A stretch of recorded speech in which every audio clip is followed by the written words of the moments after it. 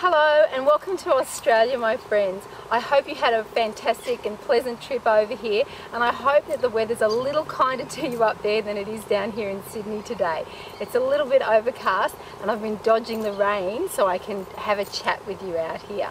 I'm very lucky. I live in a little tucked away place in Sydney where I can actually come and still be around the Australian bush. I'm Cheralyn Darcey and I'm the author of the Australian Wildflower Oracle, which is a set of cards based on the wildflowers that grow in Australia. And it's a set of 44 cards, and there are additional cards that are coming along, and they all feature lino prints of my work. So they're all lino prints, very similar to woodcuts, and I have then turned them into the cards. And these cards are based on the energetic qualities of the actual flowers that they depict, and also on divination system, and they can be used for reading as an oracle. They can also be used as a healing insight deck of cards, and also as just a meditation and a study card as well. So they've just come out and I'm very proud because it was a couple of years of work doing them as well. Lucy's asked me to say hello to you today and to tell you a little bit about Australian native flowers. I love all flowers, and I'm actually working on the Wildflowers of the Earth Oracle at the moment. All of my flowers I've included in their book, the stories from the Indigenous people, and also different cultural stories and different little insights and things that come up with the flowers and how they work. I thought I'd share two of them with you today that are probably not so well known.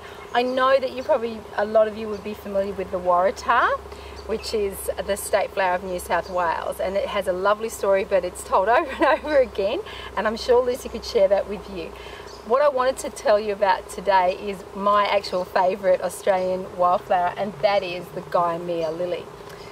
It is a magnificent flower, and it only grows in the Sydney region. I'm a Sydney girl, so it's very close to my heart. This is a photograph of the Gymea lily. They grow up to 6 metres high, and then they have these fantastic flowers that grow up the top. And the Gymea lily, and this is the card actually that I created from the artwork. And the Gymea lily story started in the Sydney Basin with the Eora tribe, and there was a great chief of the tribe who was getting very, very old, and he took his whole tribe out to go fishing one day, and he had his son with him.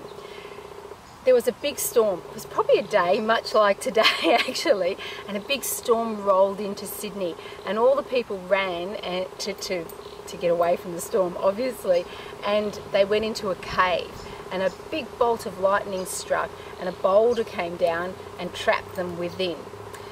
Nobody could get out except this one young warrior, and he found a tiny little gap in the stones, and he climbed up and he got out.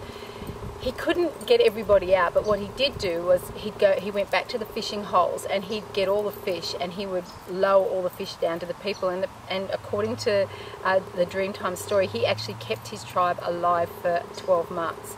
One day when he was very, very tired and he just felt he couldn't go on, he slipped, and he actually cut himself in his stomach. But he still crawled and got the fish and took it down to the people. He was lying above the boulder and he was actually dying, and he knew he just had to keep going, and he felt he just couldn't, and he saw a little white flower.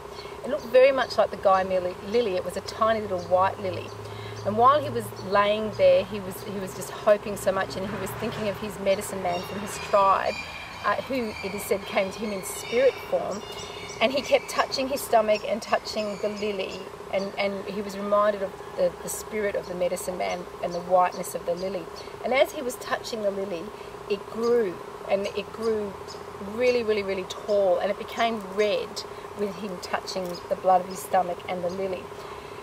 He then passed out, and legend actually says he actually passed out for over a year, and people found him and he was still alive, but all these Gymea lilies had grown straight up and tall around him. It's a bit of a tragic story because they say, unfortunately, that the people of the tribe didn't survive. They actually found that, but he did keep them alive for a very long time, and that this young man went on to then be the chieftain of this other tribe as well. So the Guyamere lily for the Indigenous people of Australia is used as a medicine, and it's for strength and endurance, and it's when people are very sick or they've got injuries, and they use the leaves of the Guyamere lily and also the flowers as a medicine. It's also used energetically by people who use bushflower therapies as well, and they say that the Guyamere lily flower is always warm, and they say that this is why. It's the warmth of the young warrior's blood, so it's a symbolism of that endurance and strength and carrying forth. But it's an amazing flower. If you have some time, it'd be fantastic if you could just have a look for some of those stories, because they are a little bit hard to find, the Indigenous stories of the flowers, but not only of Australian flowers but also flowers of the world. We sort of, and I love the horticultural information and the things that all go with that, but it's just quite enlightening when you do sort of look into it, and it makes sense when I see the magnificent lilies sort of on their great big stems, and spear lilies, another name for them as well, because they are like these great big spears, and it also indicates the story of the young warrior as well. It's very easy for me to see how this Dreamtime story began about the first Guyamere lily. It's a beautiful story, and it really comes right in there with the feelings and energies of those flowers. So when you're reading with these flowers, it's something that you would understand and have a connection with as well. Another story, and I'll just give you a really little quick one on this one. This one's another one of my favourites. Unfortunately, they're a little bit like the traditional tragedies, I suppose, some of them. But this one is a Sturt's desert pea. Love this flower, and it grows, of course, in the desert. And there's a photograph of it there, and that's the artwork there. And the Sturt's desert pea comes from another Indigenous legend where a tribe was out hunting, and a few of the women were with them. And one of the younger hunters, he went off and got lost. His young wife was very, very sad, and she didn't want to leave him there. The tribe told her that he'd never come back. She had to come with them, and she just felt that she just couldn't do it. She just had to stay there. She was very, very cold, and then one of the other women in the tribe had a red cloak, and they gave it to her so that she could wait. And they say that the following year the tribe came back through those lands, and they couldn't find her, but all these Sturt desert peas were growing in the area where she'd been sitting. So I always think it's a beautiful story, because I can very much see the red cloaked Indigenous girl sitting there waiting for her love. So yeah, so obviously the essence of that flower, and also the Indigenous people used to use that flower as well for those who were suffering from grief, or who were just needing to overcome something and have a little bit more strength, obviously, to carry on as well. As I said, there's so many stories, and I could sit here for hours and hours, but I know you've got lots of things planned for this weekend. So while you're out and about in Byron Bay, it's not such a good time here in Sydney at the moment for all the wildflowers, so I can't show you all of them. I've got a couple of videos that I'm going to attach to the end of this from other times that I was out and about, and I found some. So what I want you to do is, when you're out and about, have a look as well.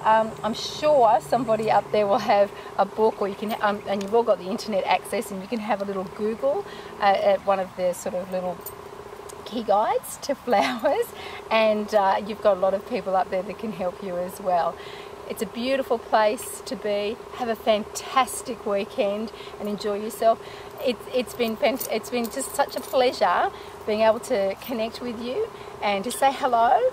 And I'd love to see photographs as well of any of the flowers. And if you've got any questions, you can fire them away to me. I'd love to answer them for you. I'll put my email address and my little Facebook thing there too, so that you can connect with me there. And I'd love to see photographs and even artworks of any of the flowers that you find up there on your trip. Have a fantastic time. Blessed be. Thank you. Bye.